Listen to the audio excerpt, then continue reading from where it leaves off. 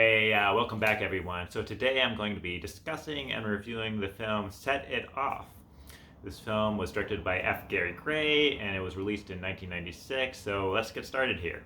Set in Los Angeles, Set It Off is very much a film of its era and can be classed alongside other 90s films such as Boys in the Hood, released in 1991, and Menace to Society, released in 1993, which also dealt with inner city crime in the struggle against poverty, chronicling the economic, racially driven conflicts that divided the community.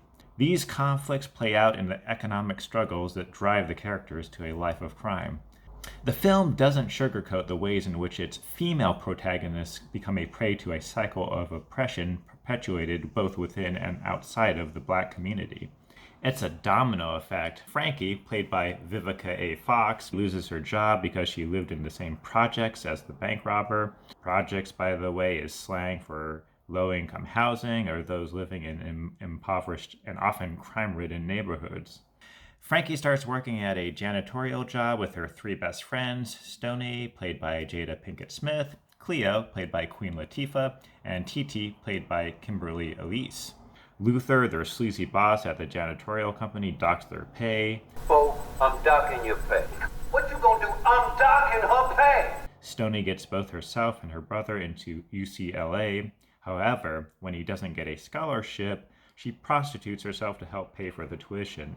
TT has to bring her kid into work because she can't afford to pay for a babysitter, and TT's child is taken away from her by Child Protective Services due to a work-related accident. Cleo is only too ready to break free from the scam of wage slavery. After these financial setbacks, they turn to bank robbery when Stoney's brother is tragically gunned down by the police in a case of mistaken identity. With all these cards stacked against them, we can understand the desperation of the characters. They're not only trying to survive within a society that has disenfranchised them, they desire a better life, the freedom to take back their power. Their criminal turn as the only remaining option is the real tragedy, sowing discord among each other and ending in another display of excessive police force. Their downward spiral into crime is contrasted with the character of Keith Weston, played by Blair Underwood, a bank manager who Stoney meets when scouting a bank.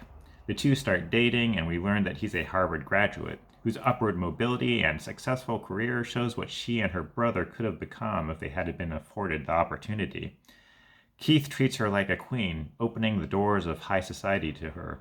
However, as she says to him, "That's so special." You're free now.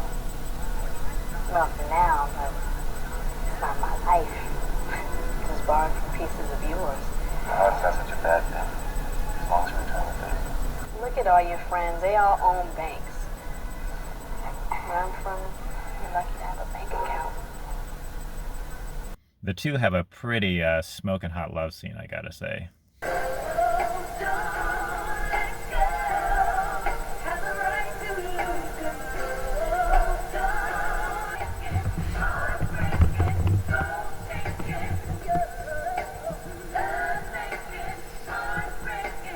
Now let's look at Detective Strode, played by John C. McGinley. I mean, he's such a weak, ineffective character. It's almost laughable.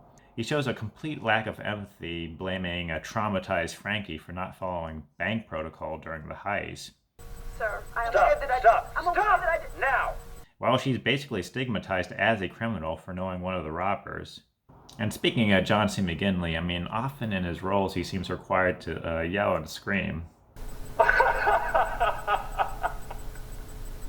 Well, that's funny, Alex!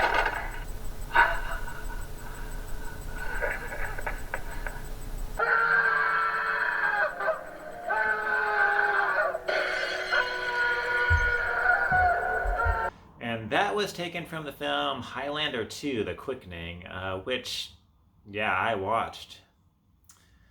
And it was, like, so bad.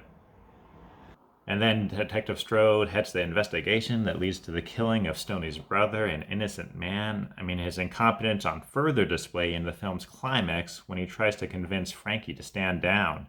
She puts a gun to his head and gives him a taste of how it feels to be in fear of his life for once before she's shot down. I mean, this guy sucks at his job. and his efforts towards a nonviolent outcome are basically hypocritical. When the police killed Titi right after she surrendered her gun, Frankie and the others are basically just acting in self-defense at that point. And in the wake of violence, Strode just looks helpless and impotent.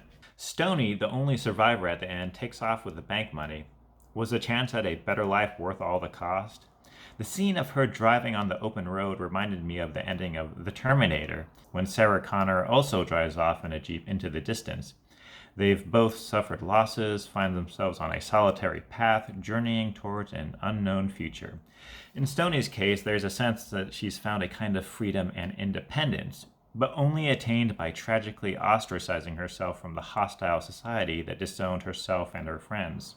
The undeniable chemistry between the actresses is what makes these characters come alive. You feel their sister love for each other. Jada Pinkett Smith particularly shines as Stoney. She's tough, street savvy, and smart. Like her friends, her life has been shaped by violence and poverty, but she doesn't let it break her spirit. Queen Latifah is also intense as Cleo, a badass character not afraid to hide who she is, while Vivica A. Fox is electric as Frankie in her anger at a corrupt system of power held up by law enforcement. Kimberly Elise as Titi is probably the weakest character. Through no fault of her own, really. The script really didn't give her a whole lot to work with. I do wish she had a bit more of a backstory to her character.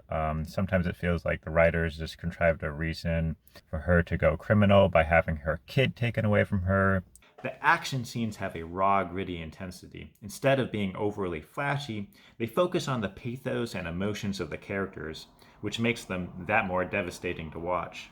The film also boasts a banging soundtrack. Released in 1996, it featured a number of top hip-hop and R&B artists. It's certified platinum, several of its singles making the charts, such as Set It Off, Don't Let Go, Days of Our Lives, Let It Go, and Missing You. Set It Off captured a cultural moment, an era seeing a new crackdown on crime in the inner cities, often targeting and scapegoating Black Americans. The film was notable by putting Black women at the center of its social commentary. Off-screen, Queen Latifah was making powerful pro-women statements in the rap and hip-hop scene with songs such as her 1993 single, Unity, honing in on the social stigma upon Black women by confronting issues of misogyny, racism, and class oppression. Just a year before, another film, Strange Days, had explored the abuses of power by an emerging police state at the end of the 20th century.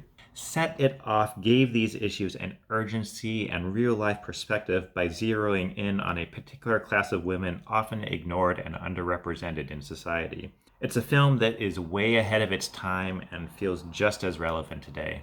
So I hope you all enjoyed the video today, and if you did, please hit the like button and hit subscribe, and I will see you in the next one. Alright, bye.